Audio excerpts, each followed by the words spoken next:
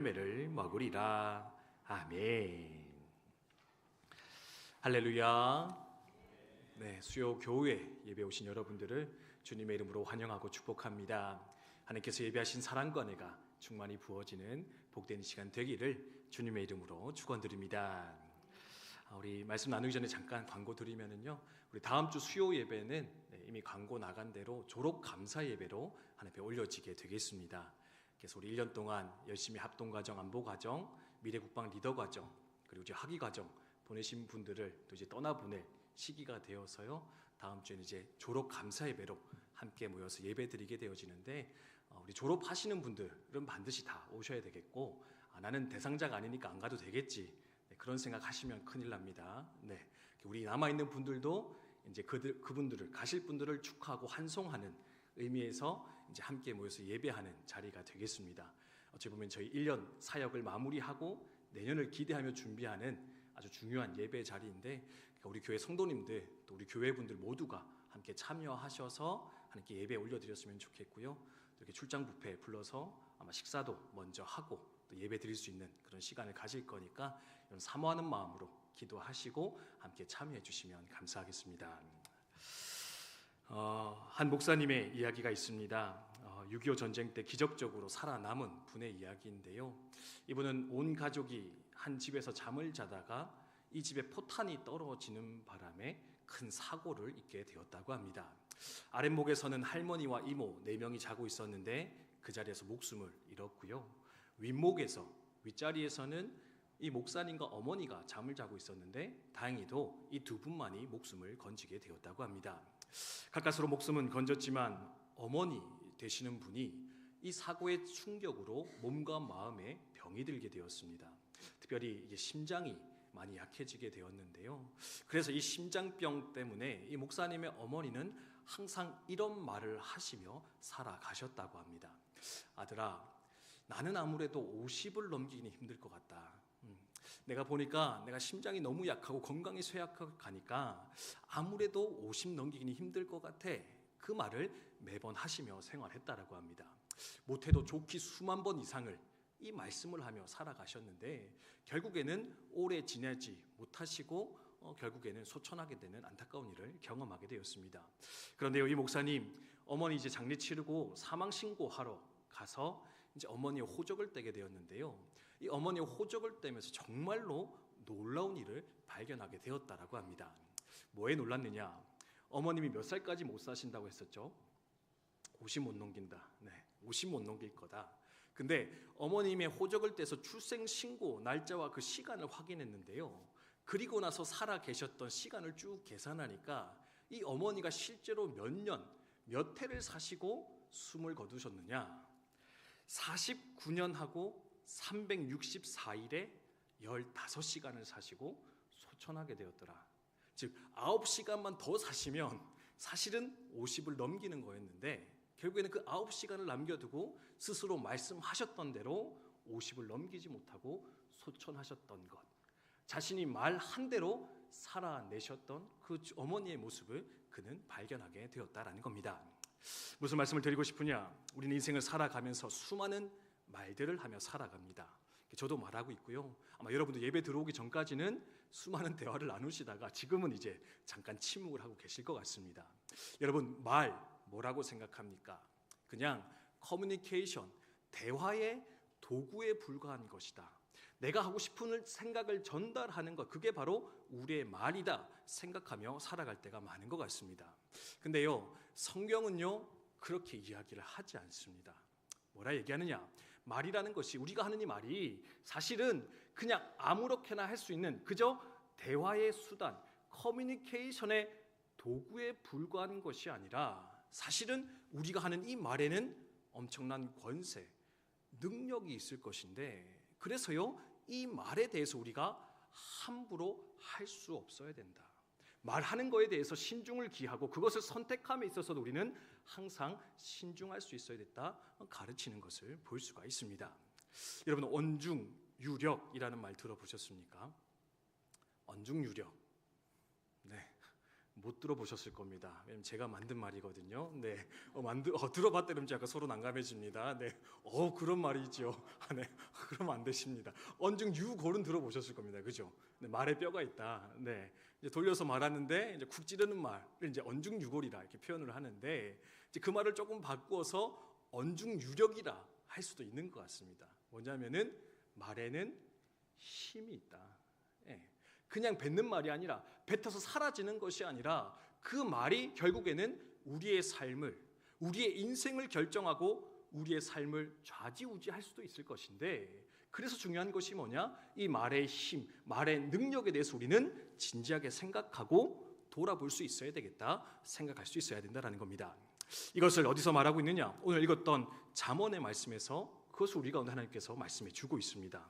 18장 20절 21절의 말씀인데 다시 한번 읽어보도록 할까요? 잠언 18장 20절 21절 네, 함께 읽습니다. 시작. 사람은 입에서 나오는 열매로 말미암아 배 부르게 되나니 곧 그의 입술에서 나는 것으로 말미암아 만족하게 되느니라. 죽고 사는 것이 혀의 힘에 달렸나니 혀를 쓰기 좋아하는 자는 혀의 열매를 먹으리라. 아멘. 하나님께서 지혜자를 통해서 뭐를 말하고 있습니까? 우리네 인생을 이렇게 정의하는데요, 우리의 인생은 뭐냐? 내가 말한 것의 결과이다. 내가 말한 것이 모여서 우리의 삶의 열매로 맺어질 것이다. 하나님께서 엄히 경고하시며 말하는 거 볼 수가 있습니다. 예전에 사르트르 얘기하면서 우리의 삶은 선택의 연속이다, 선택의 모임이다 말씀을 드렸는데, 또 한편으로는 어떻게 정의할 수 있느냐? 우리의 삶은 내가 말한 것, 내가 말하며 살아가는 것이 결국에는 열매 맺어져서 우리의 삶으로 결론 내게 될 것이다. 심지어 21절에 뭐라고 말합니까? 죽고 사는 것이, 네, 죽고 사는 것, 생사의 문제, 이것이 어쩌면 가장 중요하고 어려운 문제일 것인데, 이것마저도 어디 달려 있다고요? 우리의 말하는 것, 내가 사용하는 이 혀에 달려 있을 것인데, 너희는 이것을 주의하여 내 삶을 아름답게 가꾸며 세워나가는 자가 되어라. 주님께서 말씀하는 거 볼 수가 있습니다. 뿐만 아니라 여러분 기억할 게 있는데요, 나는 내가 한 말로써 먹고 자라갑니다. 그렇죠? 내가 말한 대로 내 삶이 빚어집니다. 근데 또한 우리의 말이 중요한 이유가 있는데, 그게 뭐냐면 내가 말한 대로 내 삶이 빚어지지만 또한 내가 말하는 대로 내 말을 듣는 상대방의 인생도 영향을 받을 수 있다라고. 내가 무엇을 말하느냐에 따라서 이 말을 듣는 상대방의 그 삶도, 우리의 자녀의 삶도, 내 남편과 아내, 그리고 내 이웃의 삶도 영향을 받을 수 있을 것인데, 그래서 중요한 것이 무엇이냐? 우리는 이 말하는 것에 대해서 주의하며 생각할 수 있어야 되겠다. 하나님께서는 말씀해 주고 있다는 겁니다. 사실 오늘 잠언 말씀 18장 한 절만 봤는데요, 여러분 잠언 쭉 읽어보시면 이 말에 대해서 엄청나게 교훈하고 경고하는 것을 볼 수가 있습니다. 이게 몇 번이나 나오느냐? 150번 이상 나온대요. 예. 별로 놀라지 않으시네요. 그렇죠? 내가 잠언에서 그렇게 말해도 상관이 없나요? 네, 여러분. 이거 하나님 말씀이잖아요. 그렇죠? 네. 그럼 하나님의 말씀인데, 그럼 하나님이 뭐라 얘기하느냐? 사실 할 말이 얼마나 많습니까? 근데 삶을 살아감에 있어서 들어야 될 지혜들이 너무나 많은데, 그런데 있습니다. 제가 예전에 다큐멘터리 하나 본 적이 있거든요. 이렇게 말씀드리면 별로 이렇게 타격을 안 받는 것 같아서, 심지어 이게 과학적으로도 밝혀진 사실입니다. 네. 사실은 이렇게 말씀도 있지만 과학도 증명이 됐더라고요. 예전에 MBC 다큐멘터리 중에 말의 힘이라는 다큐멘터리가 있었습니다.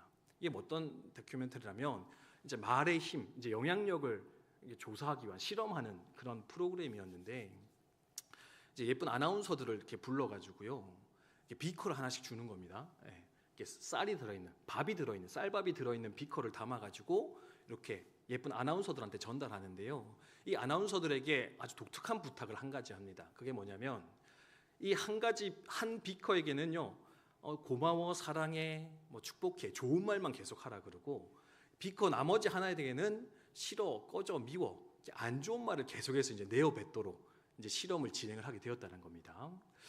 좀 이상하죠, 그렇죠? 네. 멀쩡한 쌀밥 갖다 놓고 아무것도 아닌데 고마워, 사랑해 이야기하고, 하나는 너무 싫어, 꺼져 막 이렇게 하니까 하면서도 약간 현타가 올 수 있는 이제 그런 실험이었는데, 어쨌든 사람들을 데려놓고 그 말을 서로 다르게 해라, 다른 건 다 똑같은데 어떤 말을 주냐 그것만 이제 다르게 해서 실험을 진행하게 되었습니다.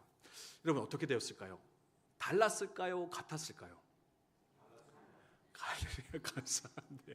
선생님 감사합니다. 네, 또 너무 이렇게 세게 대답해 주시니까 제가 당황스러운데, 그렇죠? 네, 이게 말하는 게 중요합니다. 그렇죠? 이게 비슷한 똑같으면 이제 실험이 안 됐겠죠, 그렇죠? 네, 이제 실험은 진짜 이게 사실 이게 뭐지? 사실은 뭐 공기가 다르거나 온도가 다르거나 뭐 습도가 달라야지 다른 결과가 나올 것 같은데 다른 거 다 똑같이 하고 이제 말만 다르게 했는데 무슨 다른 결과가 나오겠느냐? 사람들은 생각하고 실험이 진행됐는데요. 이 실험을 하고 나서 어떤 결과가 됐느냐? 사랑해, 고마워, 감사해라는 말을 들은 이 쌀밥이요.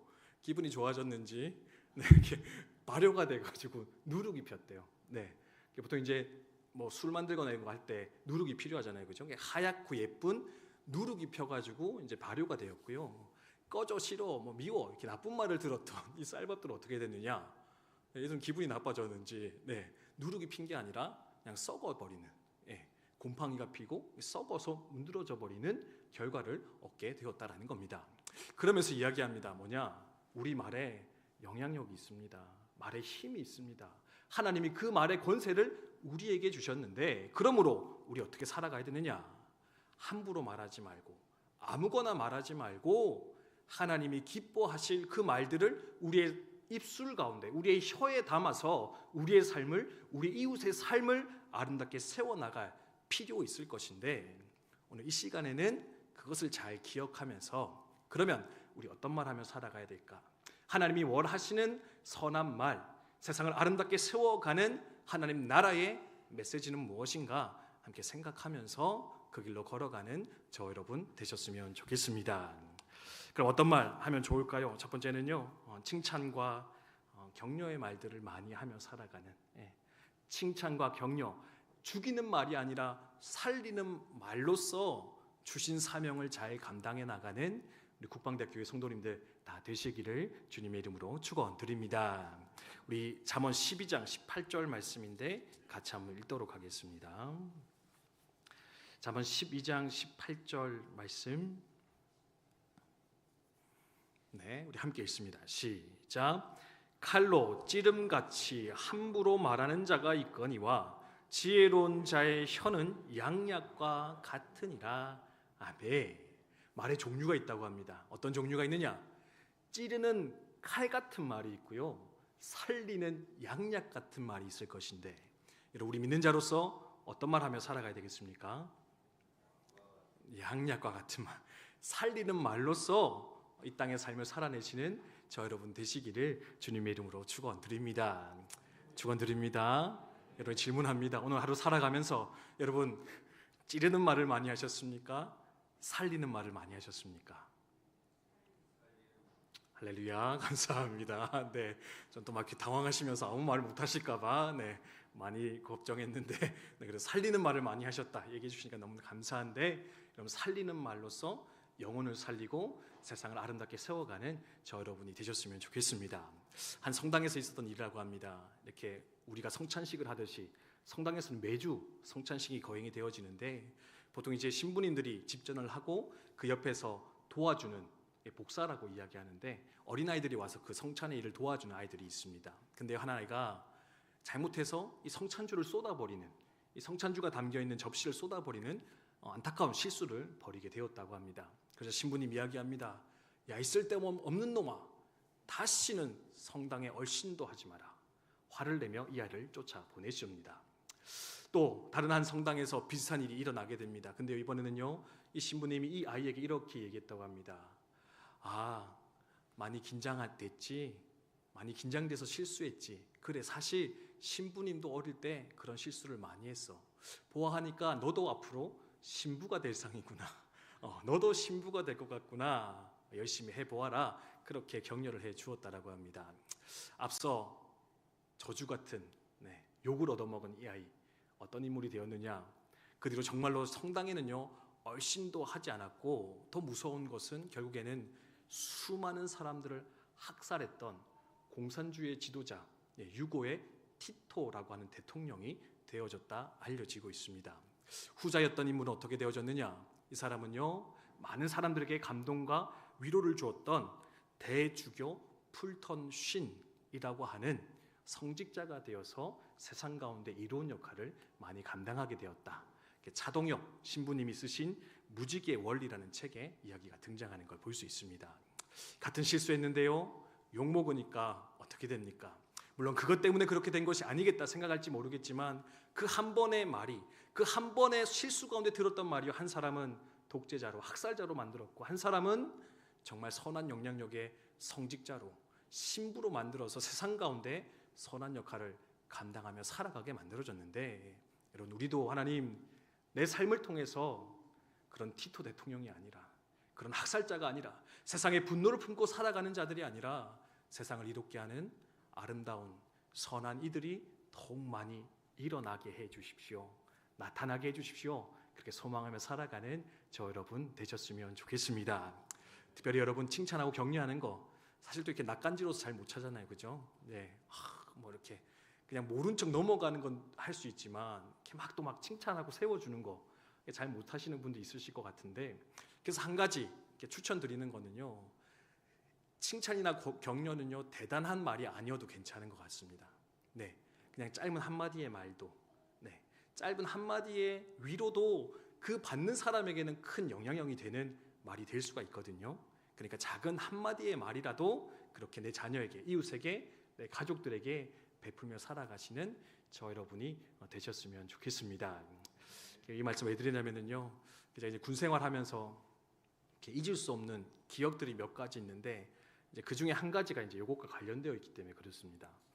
저희 이제 군종 병과에서 아주 오래전에 했던 활동 중에 하나가 뭐냐면 비전 캠프라는 게 있었습니다. 네, 지금은 이제 그린 캠프라고 해서 인사계통에서 하고 있는 건데, 사실 요 출발이 어디였냐면 저희 이제 군종 우리 목사님들 사이에서 이런 역할들을 감당을 하셨었습니다. 그러니까 군생활 적응 못하는 친구들을 이렇게 불러 모아서 일주일 동안 수련회 하는 겁니다. 네, 같이 축구도 하고 맛있는 것도 먹고 목욕탕도 가고, 이제 그러면서 이제 그 아이들에게 마음에 힘을 주고 돌아가서 적응할 수 있도록 이제 그런 도움을 줬었는데, 뭐 사실 저도 되게 좋았었습니다. 한 달에 한 번씩 사당 가면은 사당 목사님이 축구 시켜주시고 이렇게 목욕 시켜주시고 애들 때문에 이제 맛있는 거 사 먹고 하면서 좋은 시간, 저도 위로의 시간을 보냈었는데, 아무튼 그렇게 5일 이제 금요일까지, 월요일부터 금요일까지 하는데 마지막 돌아가기 전날 목요일 밤에는 항상 촛불 의식이라는 걸 했었습니다. 4일 동안 잘 놀았으니까 네 마음에 어떤 변화가 생겼니?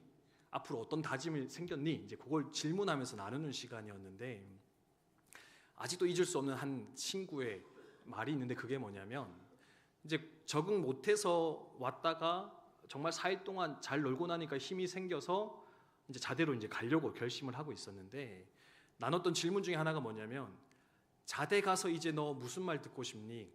네, 자대 돌아가면 선인들이 너한테 어떤 말 해줬으면 좋겠어? 이제 이렇게 질문을 던지고 이야기를 나누고 있었습니다. 뭐 다들 뭐라 얘기합니까? 한 4일 잘 놀고 나니까 너가 최고야, 너가 멋져, 너 같은 후임은 없다. 네, 패급이 아니라 최고다. 뭐 이제 이런 말들을 듣고 싶습니다. 이제 막 신이 나서 얘기를 하고 있었는데, 약간 아직도 좀 차분한, 아직도 약간 어두운 표정을 하고 있었던 한 친구가 있었는데, 그 친구가 조용히 이렇게 말하더라고요. 목사님, 저는 돌아가서 괜찮아 라는 말을 듣고 싶습니다. 네, 목사님, 저는 괜찮아 라는 말을 들었으면 좋겠습니다. 이렇게 얘기를 하는데, 제가 되게 이렇게 방망이로 한 대 맞은 듯한 그런 느낌이었습니다. 그럼 괜찮아, 이거 뭐 별거 아닌 말이잖아요, 그렇죠? 괜찮다, 괜찮아. 근데 도대체 쟤는 부대에서 무슨 말을 듣고 왔길래 이 비전 캠프가 끝나는 날 이제 돌아가서 무슨 말 듣고 싶냐 했을 때 괜찮아라는 말을 듣고 싶다라고 이야기하는 것일까? 그 말을 들으면서 첫 번째로 너무 가슴이 아팠고요.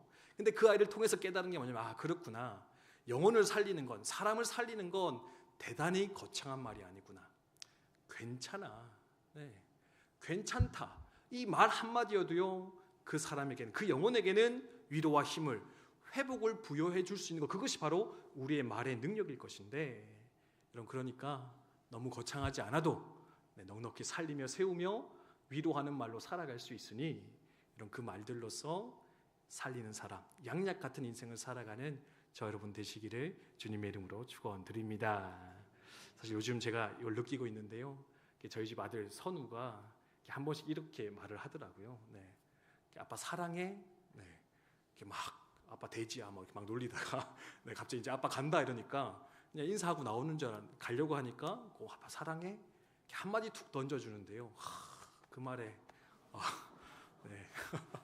어디서 들을 수 없는 날 사랑하는 이는 네밖에 없다 막 이러면서 네, 감동받고 이렇게 돌아오기도 하고 또 이제 막 이렇게 불편한 마음을 서로 표현하고 있는데 이렇게 조용히 와서 이렇게 손을 얹어주면서 엄마 괜찮아? 막 이런 막 얘기를 하더라고요. 야, 어린애가 모르는 게 아니구나. 근데 그 진심이 담긴 말 한마디가 부모에게 있어서 영혼에게 있어서 큰 위로가 되고 도움이 되는구나 깨달으며 생각하게 되는데 이런 삶을 아름답게 잘 살아내며 공동체와 가정을 세워가는 저 여러분 되셨으면 좋겠습니다. 두 번째로 어떤 말을 해야 될까? 진실한 말을 해야 되겠다. 진실한 말을 하자. 여러분 기억하시기 바랍니다. 잠언 19장 9절 말씀인데요. 같이 한번 찾아보도록 하겠습니다. 잠언 19장 9절의 말씀.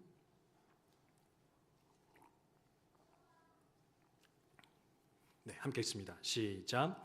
거짓 증인은 벌을 면하지 못할 것이요 거짓말을 뱉는 자는 망할 것이니라. 아멘. 말에 대해서요 또 주의시키는 게 뭐냐면 거짓말하지 마라, 진실하라 이야기하십니다. 우리 사실은 산상수훈 말씀 살펴보면서 이 진실에 대해서 이미 함께 나누며 생각을 나누었습니다. 예 하거나 아니오로만 해라. 맹세해서 내 삶을 설득하는 삶 살아가지 마라. 뭡니까? 우리는 그저 예 아니오만 해도 사람들의 신뢰를 받을 수 있는 진실한 사람이 되어야 된다. 왜요? 우리는 복음을 전하는 사람이기 때문에, 하나님을 전하는 사람이기 때문에. 거짓 때문에 내가 피해보는 것은 상관이 없는데 내가 신뢰가 받지 못하고 내가 거짓으로 상대방의 신뢰를 깨어지면 거기서 무엇이 일어나느냐? 바로 내가 전하는 예수님, 내가 전하는 하나님, 내가 전하는 이 복음마저도 세상 가운데서 인정받지 못하고 수용되지 못하는 안타까운 상황 가운데 들어갈 수 있을 것인데, 이런 거짓말로서 공동체나 관계를 깨뜨린 인생이 아니라 진실한 말, 온전한 말로서 어떤 공동체를 세워가는 저 여러분 되시기를 주님의 이름으로 축원드립니다. 마지막 세 번째인데요, 바로 감사와 찬송으로 살아가자. 네, 감사와 찬송. 사람에 대해서는 칭찬과 격려고요, 진실한 말이라면 하나님을 향해서는 온전한 감사, 찬송으로 살아가시는 저 여러분 되셨으면 좋겠습니다. 우리 마지막 말씀 보는데요, 신약 야고보서 3장 9절에서 11절 말씀입니다. 야고보서 3장 9절 11절 저 여러분이 한 절씩 읽고 마지막 절은 다 같이 읽도록 하겠습니다.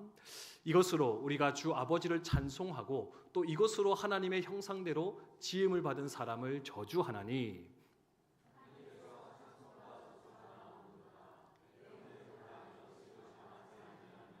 함께 있습니다.